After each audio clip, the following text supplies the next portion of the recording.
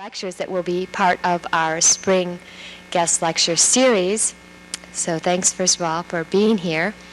I'd like to remind you that the next lecture we will have is in April, the second week of April, April 15th. So look for that, and that will be Anton Nellison from Urban Planning.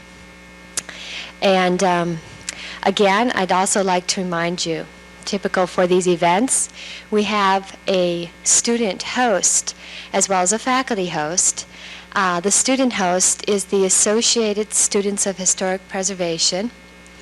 The reception tonight will be held after the lecture, and this time we're going to move it out into the college first floor atrium. So you'll see, if you did come in through that way, that they've been busily preparing a Victorian tea for tonight's reception. So, and that is hosted by Rachel Mancini from the ASHP student organization. And the president of that chapter, I'd just like to acknowledge, is Mark Holma. Okay, so please again join us after the lecture for the reception and Victorian tea. Now I'd like to introduce Dr. Jim Glass, the director of the Historic Preservation Program, to introduce tonight's speaker.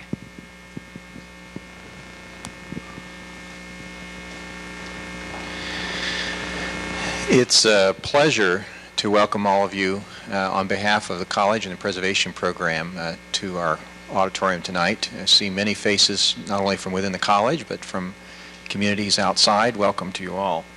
It's a pleasure to introduce Dr. Gail Caskey Winkler to you tonight. Dr. Winkler is one of the top authorities in the historic preservation design fields today on the subject of restoring 19th century American interiors. As an author and consultant, she has done much to spread knowledge among both professionals and the public about wall coverings, decorations, floor coverings, and plumbing used by Americans in the 19th century. Her recent books include Victorian Interior Decoration, Victorian Exterior Decoration, written with her husband Roger Moss, and Floor Coverings for Historic Buildings. She has also published recently an essay on the well-appointed bath and an article entitled Capricious Fancy, Curtains and Drapery, 1790 to 1930. In her consulting practice with LCA Associates of Philadelphia, Dr. Winkler has contributed to the restoration of historic buildings in a variety of locales, including the Philadelphia City Hall, the Pennsylvania State Capitol, the Superintendent's headquarters at the Naval Academy in Annapolis, Maryland, the JFD Lanier Mansion in Madison, Indiana, and the William Connor House at Connor Prairie in Indiana. She has also lectured widely and given workshops on the proper restoration of Victorian interior finishings and decoration. This afternoon, she gave a workshop to graduate students in the college on the restoration of Victorian wall decorations and floor coverings. Gail Caskey Winkler holds a PhD in the history of design from the University of Wisconsin and an MS in interior design from Wisconsin. She is a member of the American Society of Interior Designers and currently serves as the Historic Preservation Chair of the Pennsylvania East chapter of the ASID. All of which is to say that Dr. Winkler is extremely well qualified to speak to us on tonight's topic, what makes an interior Victorian. Gail? Got your mouth.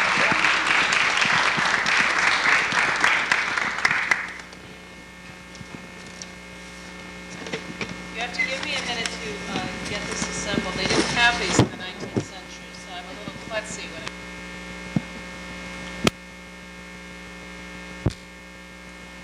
it. Okay, great. Thank you very much, Jim. Just one little word of introduction to you, and that is to remind you of something that I think we all need to be reminded of periodically, because I'm often asked the question of, what is the Victorian style?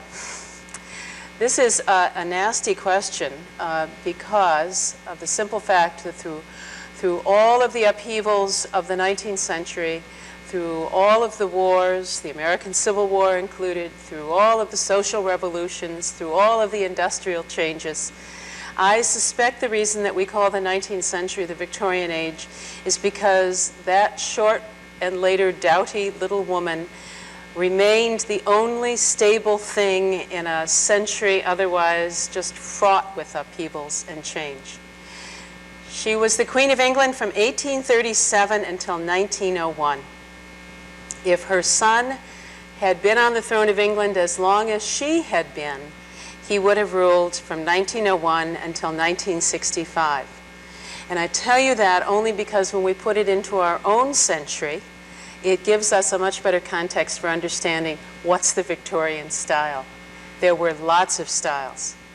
And rather than try to list the Victorian styles tonight, I thought that what I would try to do is explain how the Victorian era and the Victorian interior evolved in the face of all of this new technology. Technology doesn't tell us what style it will be, but technology does tell us what people can get. What they do with it once they've gotten it is entirely their business and that of the architectural critics at the same time. And I'll show you some of that too. Having said all of that, if I could have the screens on, Greg, and I think the slides are ready.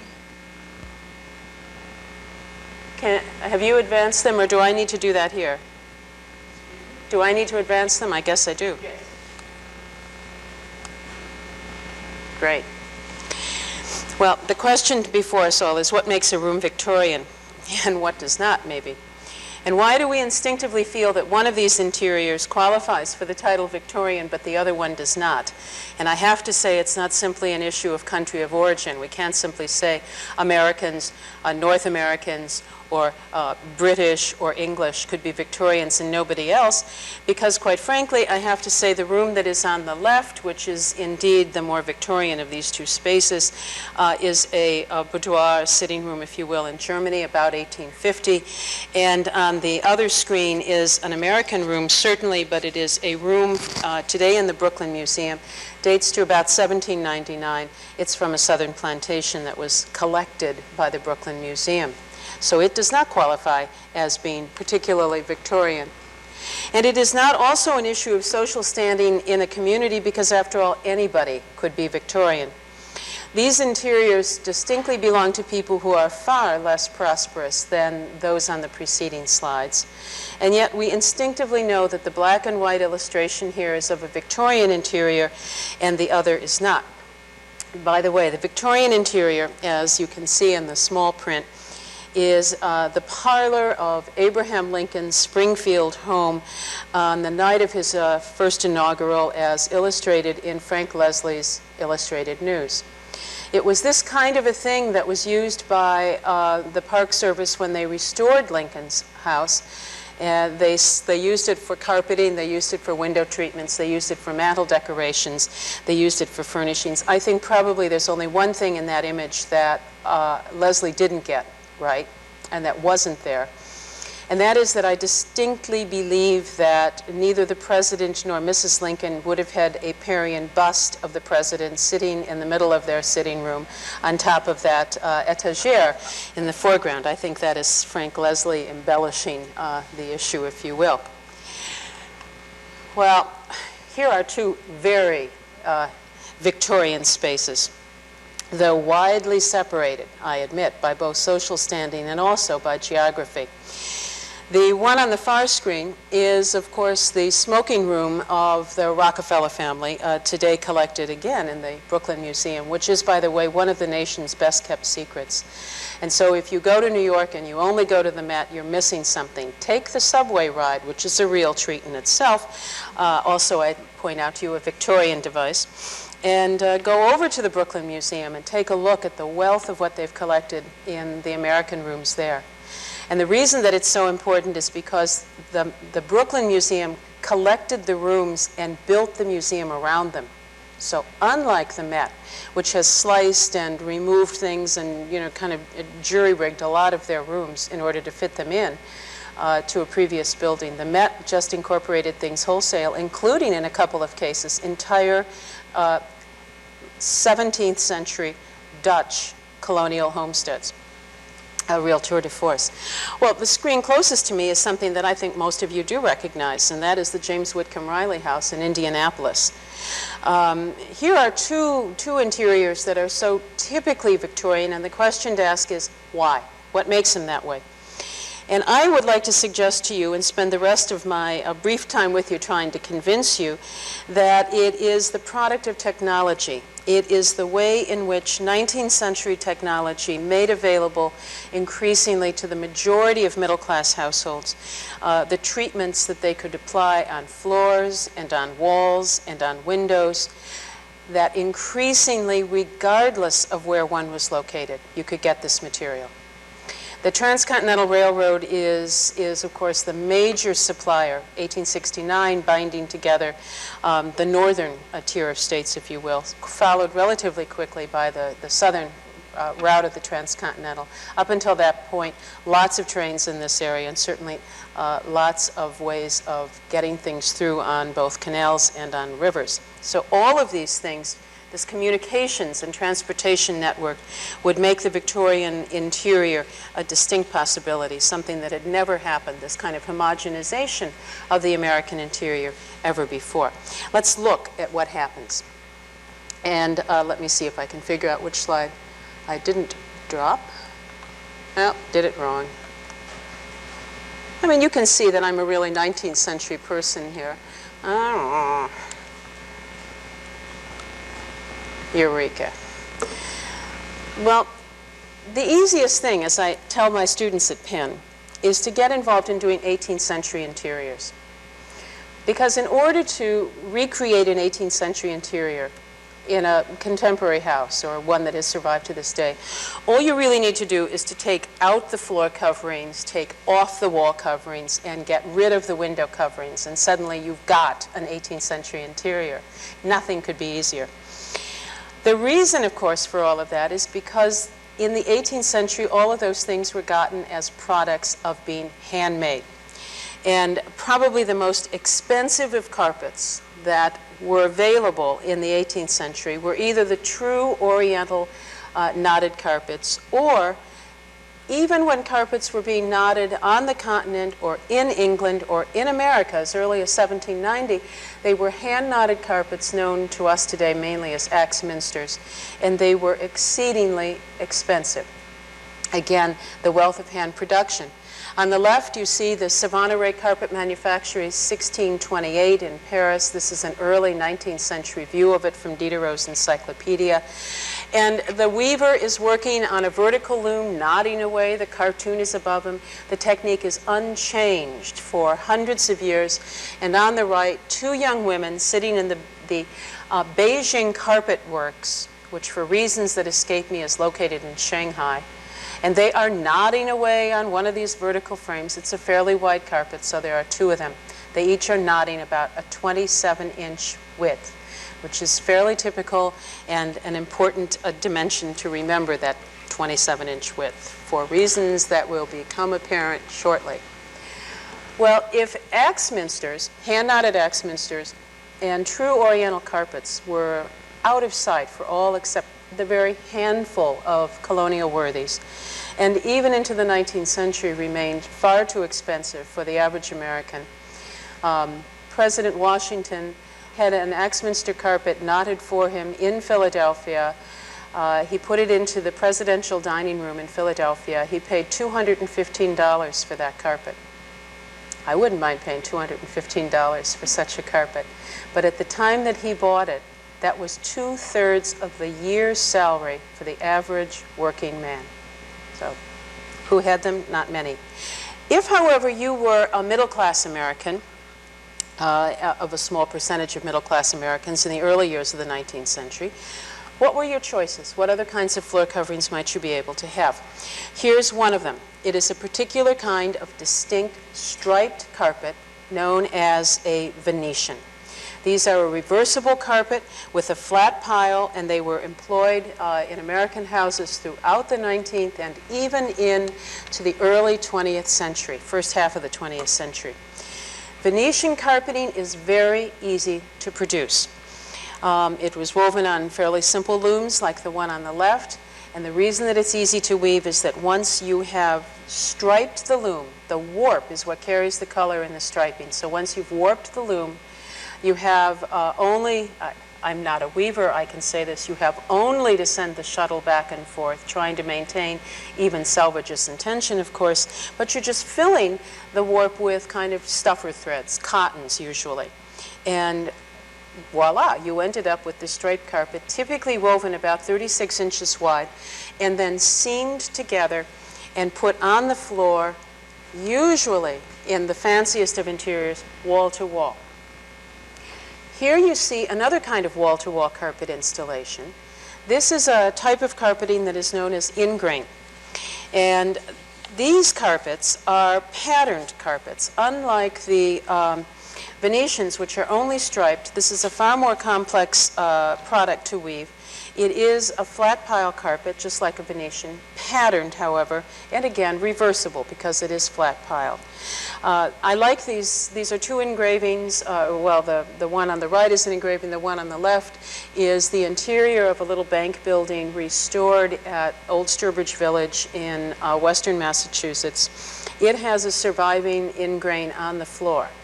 The other image, however, is from a boarding house parlor in Philadelphia, 1853. And it's a terrific document because it shows us, first of all, an ingrain carpet on the floor, again, put down wall to wall. All these floors before about 1875 were made of softwood, not particularly attractive, never stained, never varnished. Depended on where you were as to what softwood you wanted, or got. White pine, yellow pine, in this part of the world, poplar.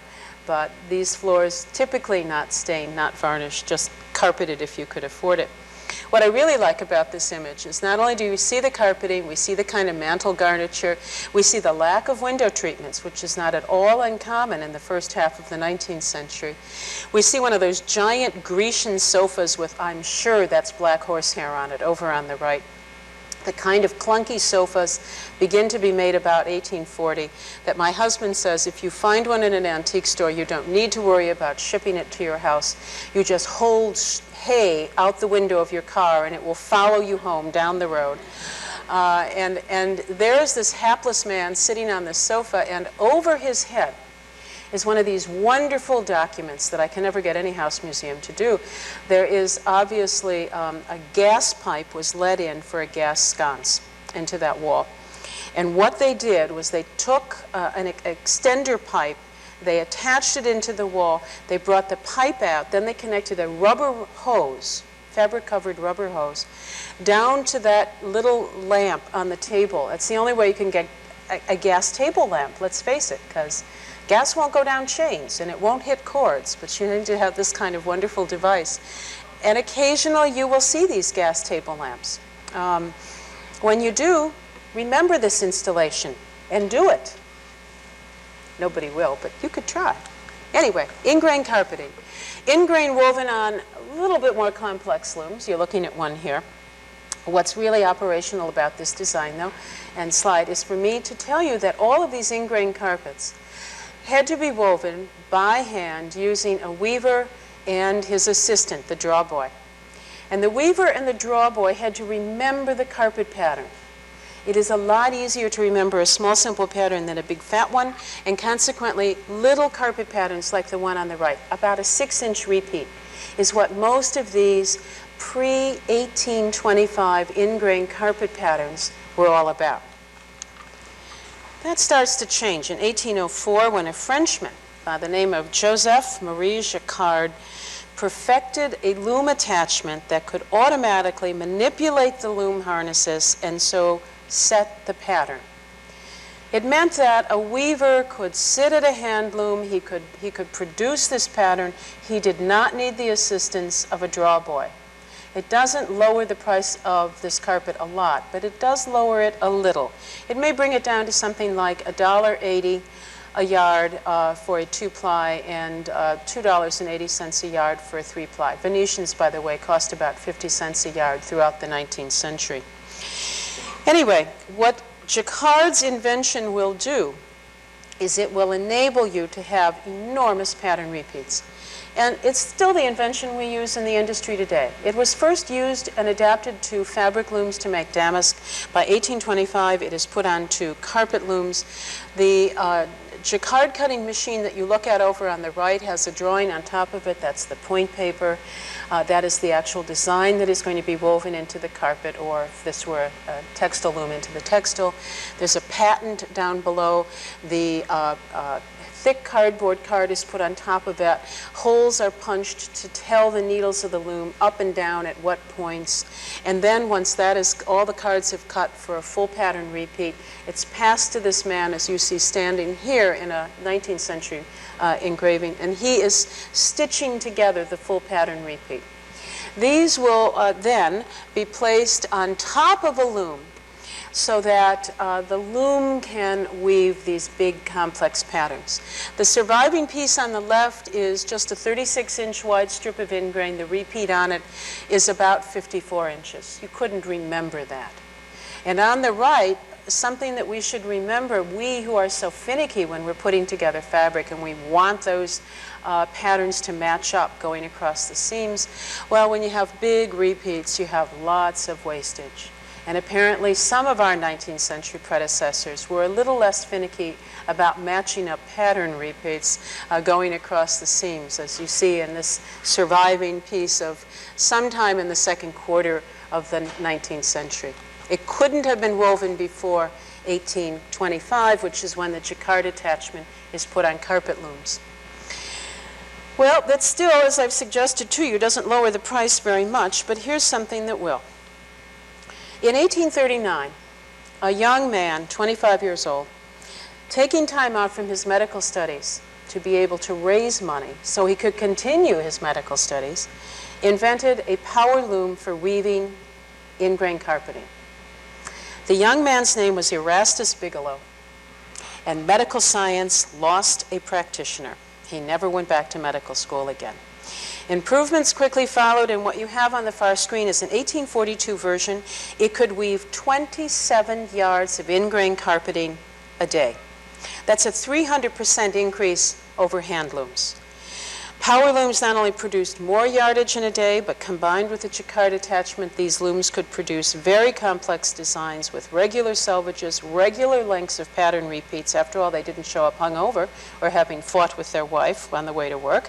And they did it with a lot less skilled labor, all of which lowered the price and brought it within reach of middle-class Americans. I mean, truly what had happened is that Bigelow and jacquard had together just revolutionized the carpet industry and the way in which Americans could carpet the floors of their houses.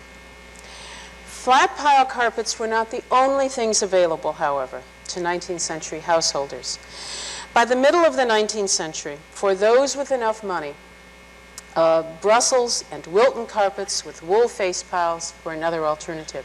These had actually been woven in the 18th century, and I'll show you a couple of those sorts of looms. This is St. Petersburg, Russia on the right, mid-19th century, and on the left, a house museum, Georgetown, Colorado, the Hamill House. Carpeting is terrific. The curtains are awful.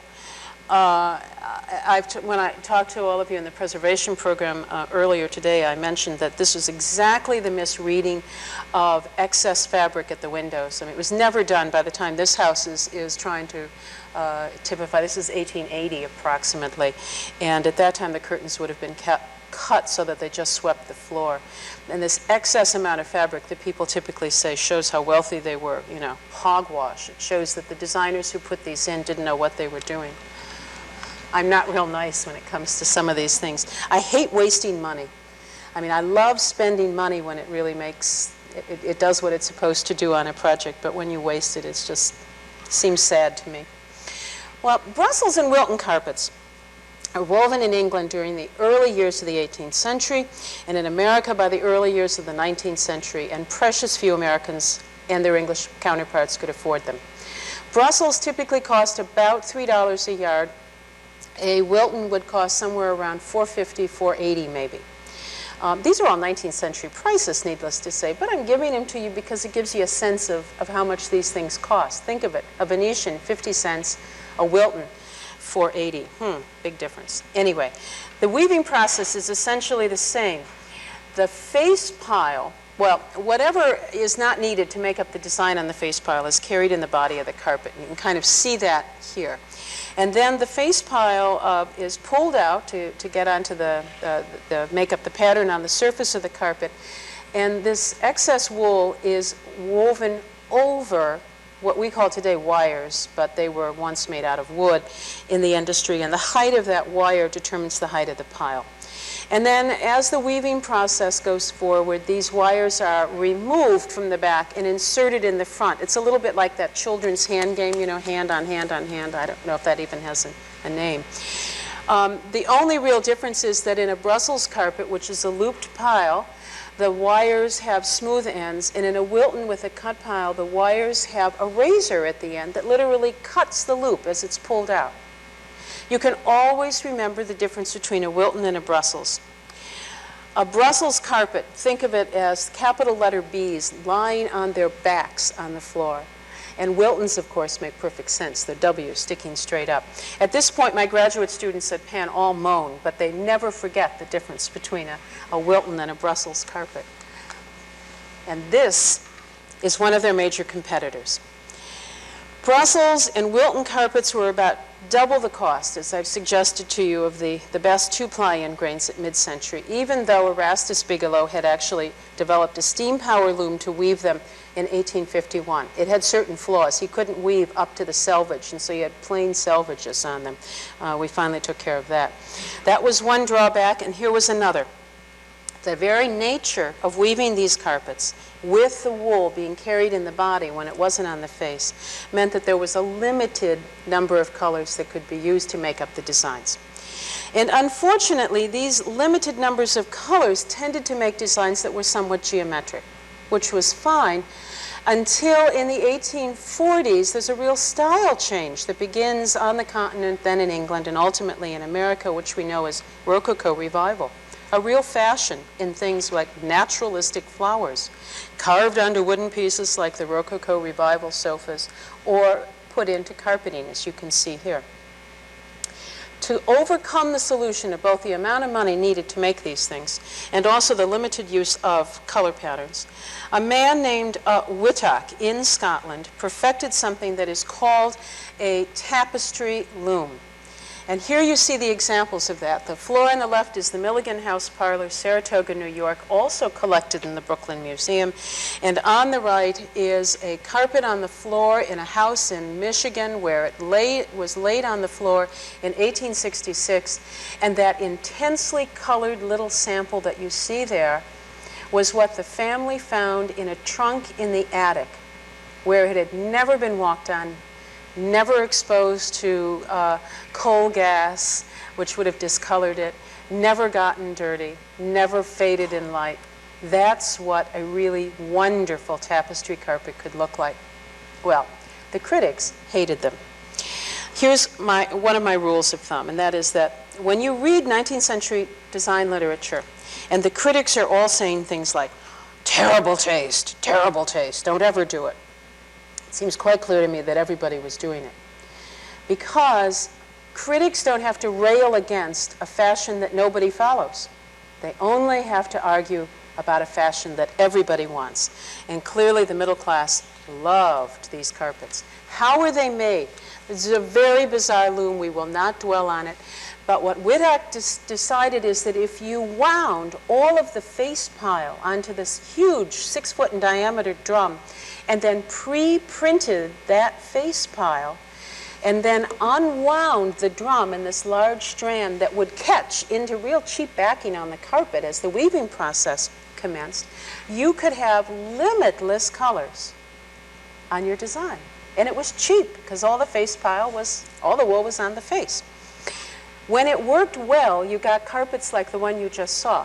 When it didn't work well, you felt like you were in a seismic zone and everything's just a little out of focus, perhaps. But nonetheless, this was a very popular form of carpet, one that the middle classes made the most favored carpet by the end of the 19th century, and one that had devolved down to being sold through Sears, Roebuck, Montgomery Ward by the 1920s.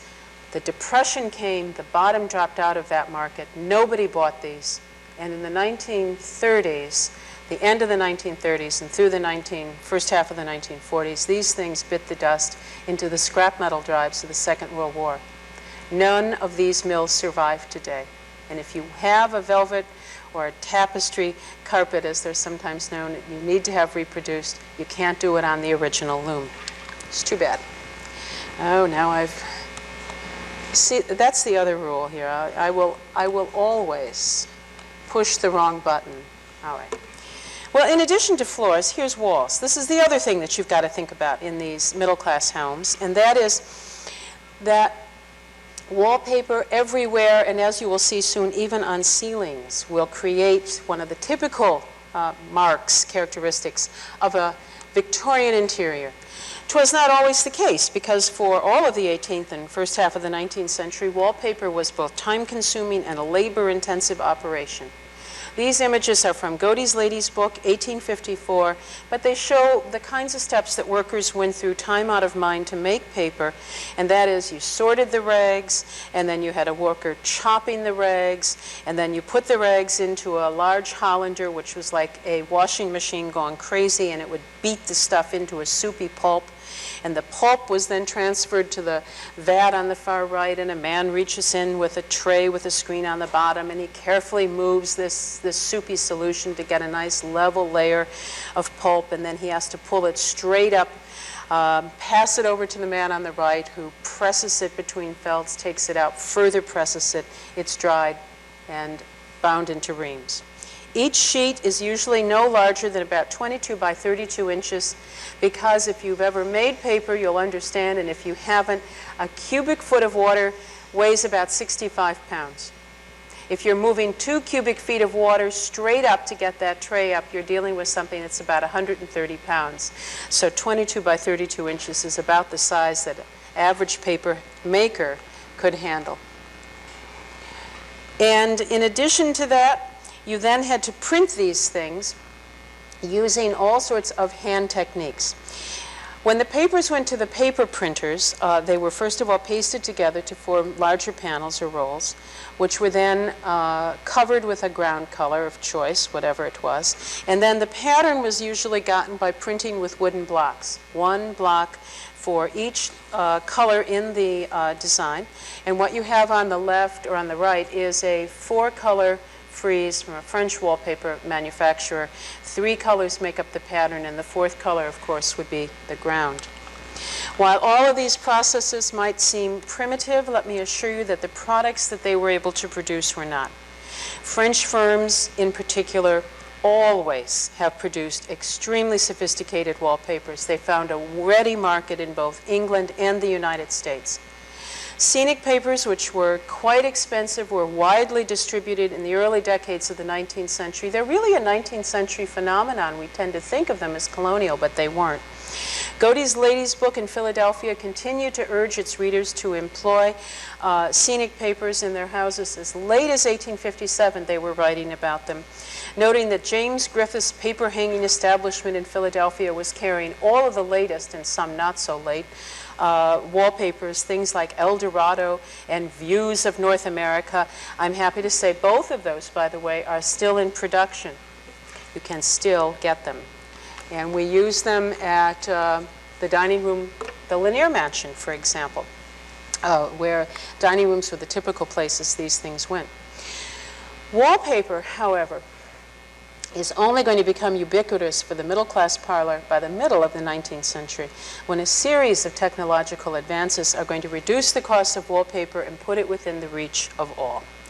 2 of the advances were in the paper-making industry itself, the invention of a Fourdrinier machine in 1799, which could produce continuous rolls of paper rather than individual sheets, and by the middle of the 19th century, the discovery that wood pulp could make great paper, cheap and plentiful, providing you put enough acid in it to be able to get the pulp. And this quickly replaced the rags that had been used up until that point. In 1841, the third advance, and that is that an English firm borrowed an idea from the calico printing industry and began to print wallpapers using blocks, using cylinders rather than blocks.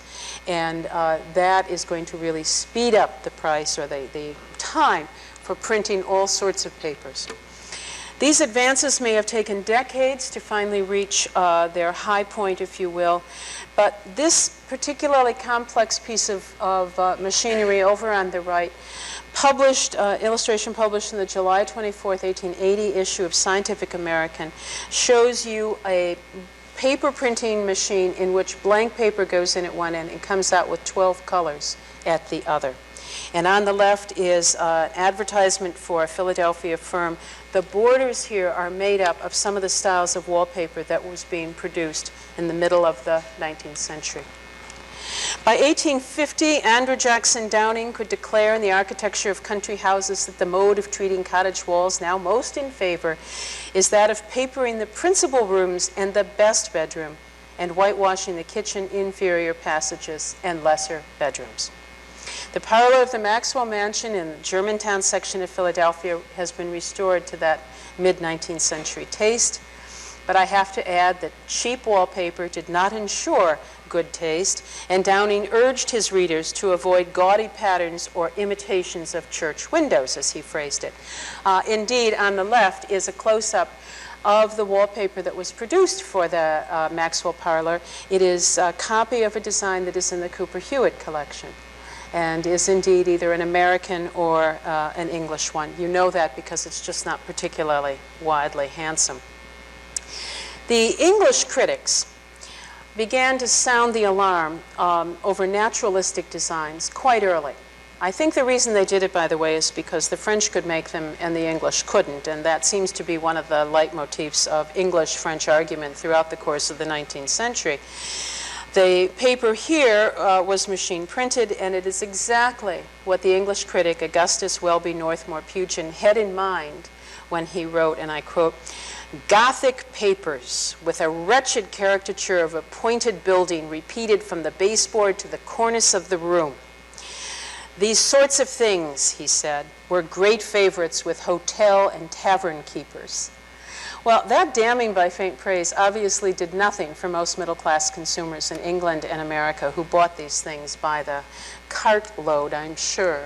There are too many that survive. Taken together, wallpaper and carpeting are not the only things, however, that make a Victorian interior. A third was the amount of fabric that one could finally get and how one could use it.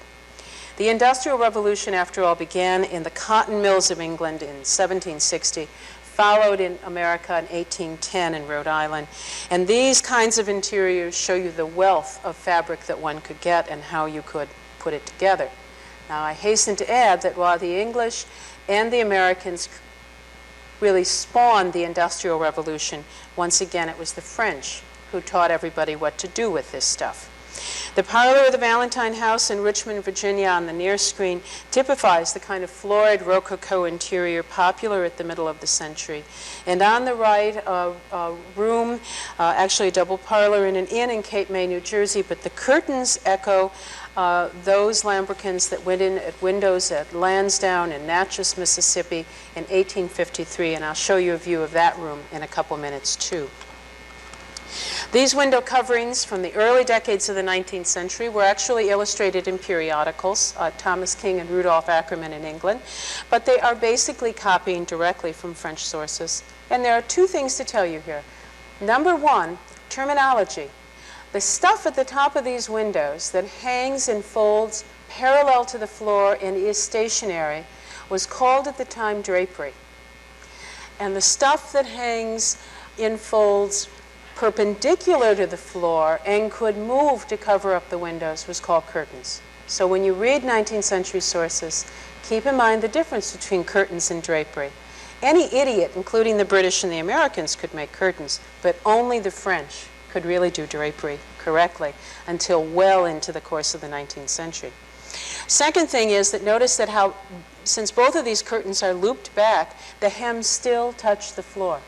That's because you wanted them to have that graceful look hitting the floor when they were looped back during the day. And then at night, in the cold season of the year, when you would draw them closed over the window, the extra fabric would puddle up in front of the window and it would stop convection currents. A really important kind of concept to bear in mind in pre-central heating houses. The fashion seems to end sometime at the middle of the 19th century. My assumption is because rooms and houses became increasingly more centrally heated.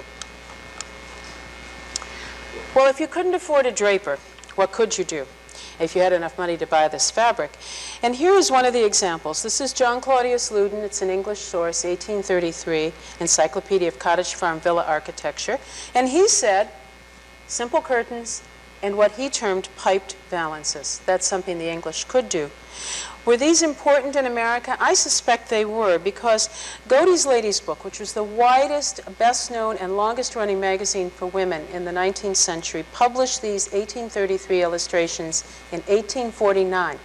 Godey, of course, told all of his female readers that these were done exclusively for the Lady's Book. He always lied that way. Godey's Lady's Book was my dissertation topic, so I know just how deeply and often that man could lie. And I think it comes as no surprise to me, at least, that he was a very good friend of P.T. Barnum's, who I think also kind of specialized in these grandiose gestures that may not have been entirely true. English sources, again, copying from the French. You know, notice the way in which this drapery has been handled. And as I talked to the preservation students earlier, that's a pier mirror in the middle of the slide on the right. It is not a petticoat table. By the 1850s, Godey's Lady's Book was publishing these designs, which also had their origin in French sources. In this case, the pier mirrors have been raised up so that they cover nearly the entire pier between the windows. And the pier tables have been reduced in size to just mere shelves, with drapery, in the case on the one on the right, matching the drapery at the tops of the windows. Let me pause for just a second here and say that we need to bear in mind that by the middle of the 19th century, with all of the things that industrialization was giving us, Godey's Lady's Book had begun to publish up-to-date fashions, because French fashion designers were illustrating fashion plates and then shipping them to subscribers throughout the United States as well as throughout Europe. And by 1850, Godey has a contact in Philadelphia who's making curtains, who is handing him these fashion plates, and he's printing them in black and white. So while even a few years earlier he was giving American ladies woefully old-fashioned stuff, by the 1850s he no longer was. It's also interesting to take a look at things like this, where you see the slide on the left and then look at the black and white over on the right identically. It's Godey's Lady's Book and the French source, Désirée Guimard. And here we've used the same kinds of designs out of Godey's Lady's Book, and we've used them to create that design over on the far right. These are things called lambrequins. They were fanciful outlines, stiffened fabric put at the tops of windows. The French had first introduced this kind of a design in 1839, and interestingly enough, it is not until 1869 that Catherine Beecher and Harriet Beecher Stowe and the American Woman's Home begin to show these sorts of things to their very modest middle-class readers. I mean, fully 30 years elapses until some segments of the population hear about the highest styles. There's some more of them. The French on the right, Godey's Lady's Book on the left. Were such things used in America? Yes.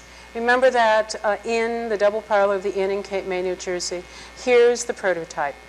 1853, Lansdowne, a house in Natchez, Mississippi. These are silk. They're still at the windows, though, admittedly, falling into threads. I also have to say for just a second that sometimes existing houses teach you things that you never in a million years would do. Look at the walls on the right in Lansdowne, where the family apparently so liked the hard cast plaster of Paris walls that they only papered part of it in the 1850s, and the other part they left the plaster exposed and inserted some French garden urn designs, wallpaper again, which they affixed into the middle of the wall, so they kind of float there as if they're held up by spirits, perhaps. You know, if I had tried to have dreamed up something that weird, I couldn't have succeeded in doing it. I can be pretty weird sometimes. Well, just as one can't predict fully what Victorian fashions are going to be all about, You can't predict with any assurance how people may or may not follow things. I mean, most of this room looks kind of mid-19th century, and it's 1866 New York City.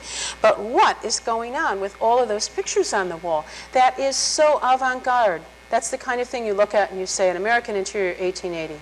Whose interior is this? Well, it is the home and the family of Robert Gordon. Gordon was an Englishman. He was involved in the creation of the Metropolitan Museum of Art in New York City, and I think that explains exactly why this room has been treated in such a manner. Okay, well, here we've got what I like to call a circle of plenty. Even middle-class Americans could, by the 1860s, get wall-to-wall carpeting, they could get rolls of wallpaper, they could get plenty of fabric, they could do just about as much as their upper-class predecessors had been able to do a generation earlier. Here's my second design rule. High style must always outstrip the ability of the middle class to pay for it. If you don't believe that, just look at Architectural Digest while you're standing in the grocery checkout line. And into this circle of plenty stepped a British spoiler. His name was Charles Locke Eastlake. In 1868, he published a book called Hints on Household Taste. It was republished in America in 1872 and republished, I think, 12 times before the end of that century. In it, he said one word for interiors: simplify. He said, think of abstract design, don't think of realistic things. Think of tripartite wall divisions, not decoratively papered walls. Think of earth tones, think of muddy colors, tertiary colors. Don't buy bright aniline dyes. Think of true oriental carpets over machine-made wall-to-wall. And American critics, particularly the East Coast critics, they went over like dominoes for this idea. Well, they still do. You know, Frenchman or Englishman says something, the New Yorkers all fall back. They can't believe it. My God, he speaks. Well, here we can see the effect of Eastlake's pronouncements in illustrations in American architectural books and journals, compared to the color illustrations, which are from an English source, English Color Studies. On the left, an entry hall by the architect Rembrandt. On the right, the terracotta, brown, and old gold entry hall from the English Color Studies. In another case, here more, another entry hall, this by the architect Chappelle. And on the right, we have an English studies, here again in the entry hall with the old gold and the olive green, or citron as it was sometimes called. And here in a dining room, again, Van Brunt, 1877, and this incredible peacock blue scheme published in England. As the decoration of walls became compartmentalized, so too did ceilings. This is a photograph taken in 1885 of the Ballantyne House, and it gives us some indication of the way in which ceilings could be decorated. I mean, we'd never thought before this time that ceilings should be decorated too. But look at the 1885 catalog on the far screen of the William H. Burge & Sons, Buffalo, New York, wallpaper manufacturers. This is one of the simpler ceiling designs suggested in the catalog. You bought the borders, you bought the field, you bought the little corner block, and you put it all together in much the same way that Bradbury & Bradbury is marketing these designs and has been highly successfully for 20 years from Benicia, California.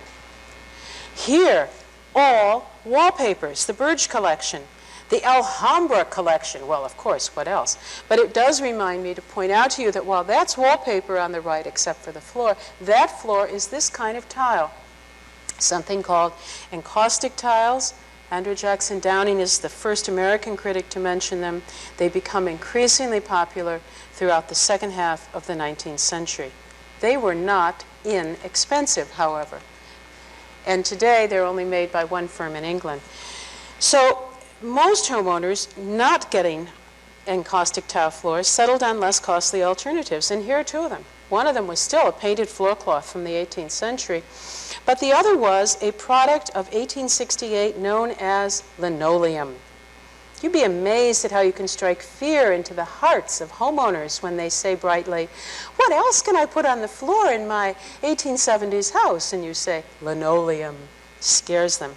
Anyway, these are both materials that are designed to emulate encaustic tiles, but at a far reduced price. Tiles like that were only appropriate for rooms with hardware, like vestibules or halls, and elsewhere Eastlake urged his followers to use Oriental rugs. He liked them in the formal rooms of the first floor, in houses like, in rooms such as the library, the parlor, or the dining room, for example. But he said that if one was so misfortunate as to not be able to afford true Oriental carpets, or lived in a house built before about 1880 in America where all of the floors are soft wood, then he grudgingly approved wall-to-wall carpeting with the proviso that the patterns had to be suitably abstracted. The black and white illustration he actually published in Hints on Household Taste because he was so convinced that most of his readers wouldn't know what the devil he was talking about. They were just hooked on worsted roses.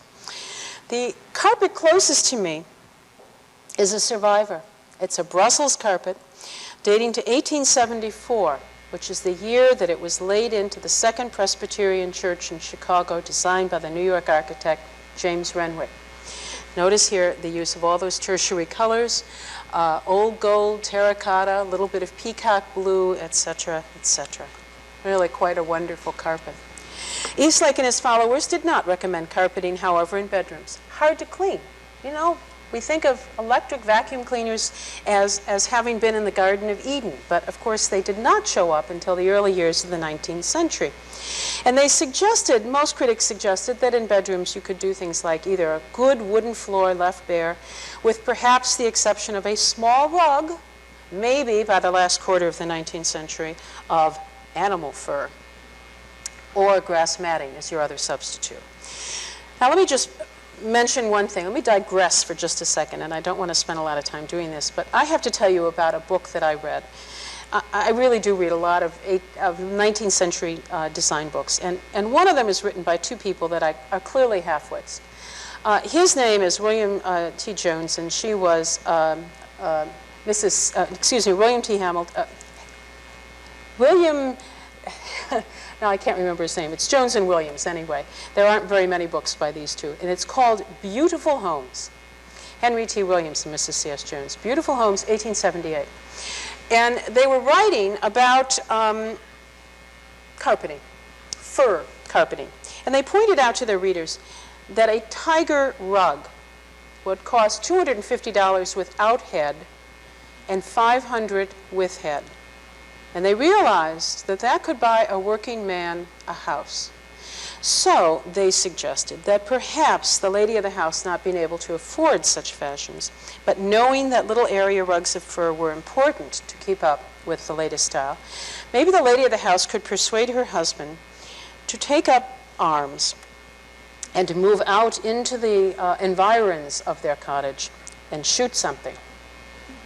And if he were reluctant to do so, or perhaps there was nothing suitable to shoot of large size, that the lady herself could take matters into her own hands, and she could trap small animals, which she could, of course, then skin and stitch together and make up carpets. What an engaging idea. They suggested possums, squirrels, rabbits, and a host of other small critters, and my favorite was cats. They wrote, and I quote, "Lo, even the lowly pussycat may be made into a thing of use and beauty." Well, I have two cats. I have Xeroxed that little passage. I affixed it to the wall near the cat's food dishes. And I now have a 16-pound cat, Nelson, who says, "Just feed me and I'll be a 3x5. Just feed me." Okay. I also have to add, in defense of small critters, that I work with a lot of late 19th century houses. This is the fashion of the last quarter of the 19th century. And even if I know that there were dead animals on the floors of those house museums, I mean, then houses, today house museums, and even if they still have them in trunks someplace, I try to prevail upon them not to put them out. Because at the time this fashion was done, there were a lot more animals and a lot fewer of us. And even though I know and the curators know that those animals have been dead for 100 years or more, it still doesn't stop somebody from thinking, what a good idea. And I don't want to be responsible for helping kill off the last of the tigers or whatever else somebody may decide would be appropriate to be on the floors of their rooms. So I won't do this. You can make your own choices. And now I'll do this wrong again too. Always do this wrong. Let's show you what else you could do. Grass matting, as I've mentioned to you. Grass matting could come in solid colors. It could come in patterns that were woven by dyeing the grass and then weaving it up. Critics liked that. Or it could come printed. Critics loathed it because, of course, the minute you walked on it, the printing started to flake off. And then look at the screen closest to me. These are two happy representatives of W&J Sloan and Company, New York City, on a buying trip in Kobe, Japan in 1905. Look closely at the backdrop. It is actually rolls of grass matting in many, many patterns similar to those that are illustrated in that 1906 catalog on the far screen. I continue to use grass matting in as many museum installations as I think it's appropriate. It's the only thing that goes on floors that you can recognize it's been there because it typically is laid across the boards. The sides were butted and then iron or not stainless steel, but steel staples were inserted to hold them together. And it's created black marks that go across floors. And if you have long rows of black marks going across the floor every 36 inches, it's for sure that that was the sign and evidence of grass matting. Well, there are a lot of things going on here. In addition to the floor coverings, Eastlake also urged his readers to adopt much simpler curtains for windows. He condemned all of those terrible French designs. He said they were burlesques of window treatments, a phrase I've always thought interesting. And he also told his readers that they were in execrable taste. Those words having been said, and American critics quickly followed his lead. They produced all sorts of simplified designs with the rods, as you see here, exposed. Notice there are no pinch pleats on any of these. That's a much later device. Here you've got designs published in America by Constance Cary Harrison on the left, using a Tiffany example, and on the right, Clarence Cook, showing the hardware that he recommended in his book, House Beautiful, published in 1851 in New York. And then there were all these debates, you know, where did these things come from and what else could you curtain besides windows? Well, love it, 1870, curtain your doorways. A form of curtaining known as portieres. Here you've got them. Eastlake said that designs like these were typical of the lady of the castle who would sit at home, apparently while her husband was on crusades, and she would work up these things in embroidery. Of course, I think many American women were not up to working up these things in embroidery, and for those that lacked the ability and the desire to do so, but not the money, Tiffany & Co. would do pairs like the one on the left, done in olive green silk velvet with gold threads to work up the design. Something subtle, I think. And then the question is, where did these designs come from? I see you guys like these. Constance Cary Harrison told readers of women's handiwork in modern homes, and I quote, "There was something thoroughly Eastern in the conception of a portiere because the first of them was used in the tabernacle in Jerusalem." I think that's a wonderful idea. I think she meant perhaps curtains over the ark that would have held the Torah scrolls. And then you get this Near Eastern kind of influence with some of the strangest things materializing. Don't you love the divan cover on the left with all these implements of medieval warfare kind of hanging from various places? And then, of course, a Japanese fan and palm fronds, just to little nod there to the Far East as well as the Near East. These are both from a German portfolio that was published in Berlin and in New York. And if the Near East, you know, and the little bit of the Far East, and here's the Moorish influence again, Burge & Sons wallpaper collection, the Alhambra, and you get the same thing happening in the carpet mills. Here's more of this Moorish design that is being worked up by American carpet manufacturers, in this case in a tapestry carpet on the left, you know, one of those printed, drum-printed carpets, a woven carpet on the right. And then some of these incredibly exotic interiors that you can find There must have been a ready market for this stuff everywhere. The really sophisticated design closest to me is from a Parisian drawing room of 1887. And on the far screen is Central City, Colorado. Central City, Colorado. This is a little Turkish nook that somebody has created, and this survives. I often say to my graduate students, do you think that where the term nookie comes from? That's another talk. The Far East is another fertile source of design during the last decades of the 19th century. The Japanese pavilion at the Philadelphia Centennial had proved a constant source of amusement for the 10 million visitors, a quarter of the American population that traveled to the Centennial. And it resulted in the rapid adoption of the sort of Anglo-Japanese designs. A portiere design over there published in 1881 in America as an example of what ladies could do. And then on the left, the American architect Henry Hudson Holly, Modern Dwellings, 1878. It's actually not his design. He copied it from an English source. But like typical of all American critics and writers, he just republished it without comment. America had copyright legislation for its own writers in the end of the 18th century. But we were not co-signers of international copyright agreement until the end of the 19th century. So we just published these things willy-nilly and claimed them as ours. It's a little bit like the Soviets who used to claim invention of everything, you know, from toasters to the atomic bomb. I'm afraid that one was ours too. Well, here we've got more designs, more Far Eastern designs. This is a French design book that made up curtains that look all the world as if they were painted scrolls with bamboo attached to some of them, fans to others, and under the valance of the one on the left, little Japanese lanterns, it appears, make up that. Here we have wallpaper from England. E.W. Godwin designed this particular design for Jeffrey & Co. And then Henry Hudson Holly republished it in Modern Dwellings, 1878, showing you what the dado was as well as the paper over it. An English publication entitled Interior Decoration illustrated Japanese designs, in this case showing readers how they could paint their walls and door panels so that they wouldn't have just what their neighbors had by selecting from a wallpaper book, but instead doing it themselves. I think the general rule of thumb here is that the birds go on top and the carp goes down below. Rarely could one find an entire room done up in the Japanese style with scarcely a spot untouched, but here indeed we have one. The wallpaper on the right is Louis Day, 1878 design, and on the left an English boudoir of about 1875. I assure you that there is a lady and two small children in that room, but it almost defies you to be able to find them. This is what is called protective coloration, I think.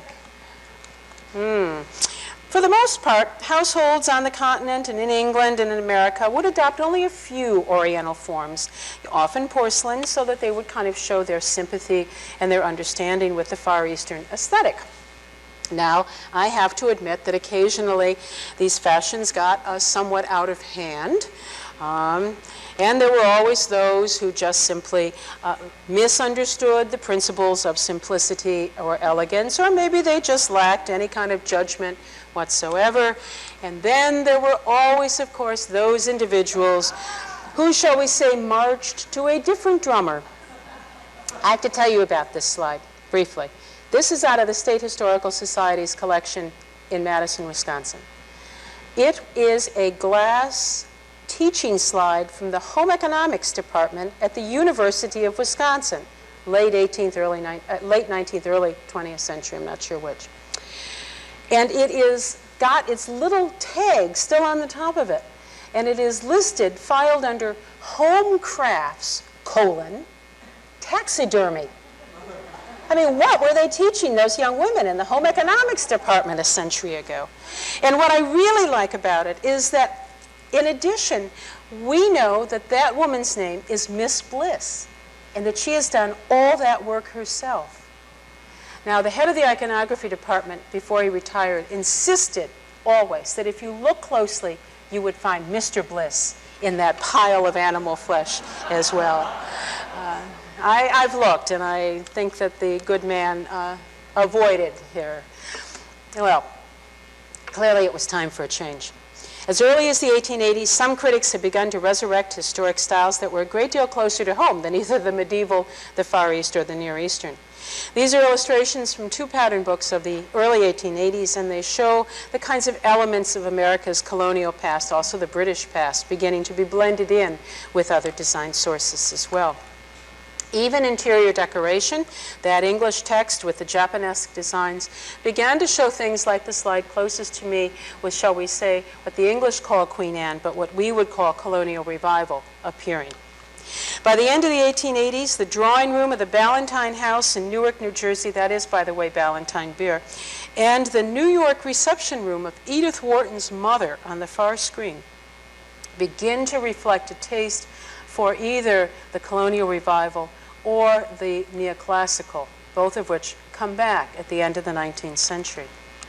The National Wallpaper Company chose 5 of its member firms as representatives at the Columbian Exposition in Chicago in 1893. And visitors to that Louis XVI and Empire-inspired pavilion saw papers from the French Renaissance designs or the Empire style. They saw stripes, they saw realistic florals. What they did not see was one paper designed to look Moorish or Japanesque or even British arts and crafts, designs favored only 20 years before and popular for the entire duration between the fairs. By 1895, the tripartite wall division was banished entirely from the Cook and Company, Fitchburg, Massachusetts catalog, and you saw only wallpapers topped by a frieze with a matching ceiling paper. Notice, too, there's plain carpeting in both of these views. Plain carpeting, known as filling, was introduced at the Columbian Exposition, and it became quickly popular. Window coverings of the 1890s also reflected this new interest in neoclassicism. These designs actually look much like designs popular in the early decades of the 19th century. For the first time, we also begin to get curtains typically topped with pinch pleats, both in the valances and in curtain construction, the kinds of things that have become standard methods today. And this room, an English parlor, 1900. Technically, still Victorian. The Queen is still alive. But it is obviously very late in the Victorian period. Gone are those various wall divisions and the patterns that so marked wallpapers and walls of the last quarter, at least, of the 19th century. It's a solid-colored wall topped by an architectural cornice. The large oriental carpet in the middle of the room rests upon some of that solid-colored carpet that I've just mentioned to you, known as filling. The ceiling is painted plain white. The curtains hang in panels just to the floor. They are not looped back. And all of these features mark an end to the excesses and, I think, the joy occasioned by the Industrial Revolution in the decades, the 50 years, if you will, that had preceded this particular image. America and England and even Europe are about to fall into what I call snow blindness for perhaps the next 50 years. And it is only until really the last several decades in our own century that the joys and the excess that the 19th century knew have come back to be revived again in the Victorian revival, if you will, of the last decades of the 20th century. Thanks very much.